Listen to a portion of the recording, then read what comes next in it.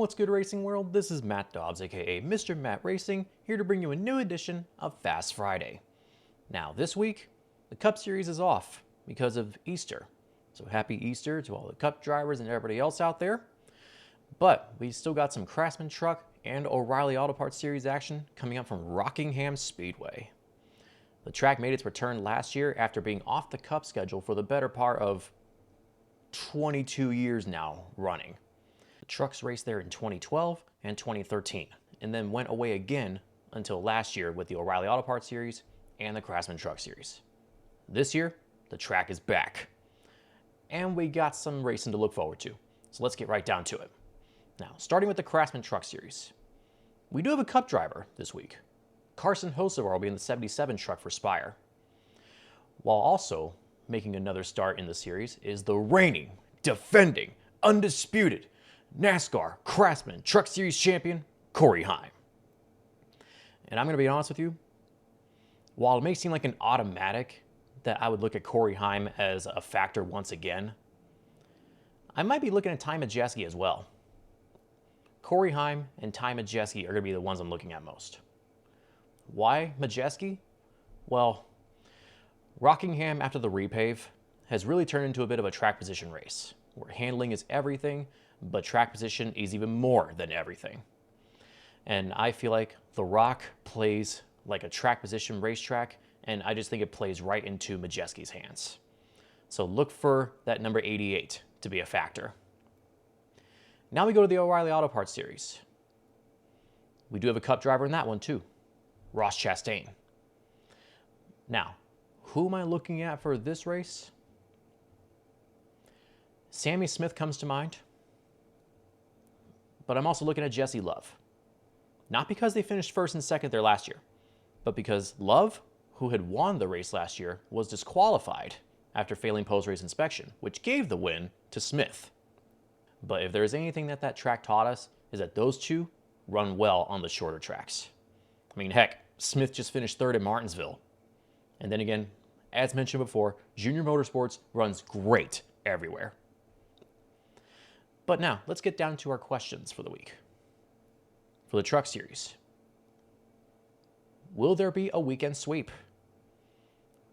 Sammy Smith is also going to run the truck race. Will there be a weekend sweep? My answer to that?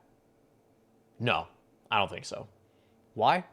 Because it's been a few years since Smith last ran a truck race. And time away from the wheel can cost you. We've seen it so many times. Heck, I went over this a few weeks ago about the Cup drivers at Darlington. Have they lost their edge? Time away from the wheel can be a factor. And I just think Majeski may have a better chance, or Corey Heim might put on another masterclass. And then for the O'Reilly Auto Parts Series, my question for this week will be, well, it's an easy question. Can Junior Motorsports make it 6 in a row? Definitely possible. I'm looking at Smith, like I said. But at the same time, when it's a track position kind of race, anybody at any time can be up there. Parker Retzlaff finished runner-up after the disqualification of Jesse Love last year. Could he take Viking Motorsport to victory lane? Or at the very least, be a part of the racing equation? Anybody can be up there at any time. And one more story I do want to touch up on for the O'Reilly Auto Parts Series. AM Racing actually withdrew their entry with Nick Sanchez this week. That is quite surprising. Like, I get from a financial and sponsorship issue kind of thing, but that's still very surprising. Like, what has happened to AM Racing? They went from last year being a part of the playoffs with Harrison Burton, and then bringing in a past winner like Nick Sanchez to drive their car. Went from all of that to having to withdraw in the middle of a full-time campaign for at least one race. I hope it's just a one-race thing for them, but with how sponsorship and money is in general, you just never know what to expect from that. So you got to feel for the team as well as Sanchez. But hopefully we'll see them at Bristol next week. Now, with all that being said, who do you think has the best chance to win at the Rockingham Speedway this week? let me know down in the comments below. While you're at it, leave a like, share this video, subscribe for more content, and don't forget to hit that little bell that notifies you when I upload.